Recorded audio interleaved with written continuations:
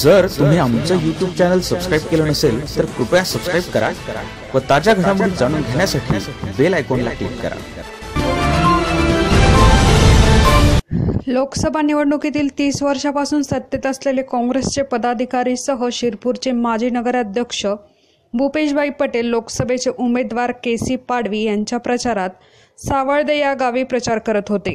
या ठिकाणी लहान मुलं अब की बार मोदी सरकार अशी घोषणाबाजी लावून आपल्या मनाच्या भावना व्यक्त करत होत्या। या लहान मुलांना कोणताही पक्ष किंवा संघटनांची काही घेणं देणं नाही, त्यांच्या मतदान देखील नाही, तरी सुद्धा देखील त्यांच्या मनात देशाचे पंतप्रधान नरेंद्र मोदींबद्दल त्यांनी आपली भावना घोषणाबाजीमधून जोरजोरात बोलून दाखवली।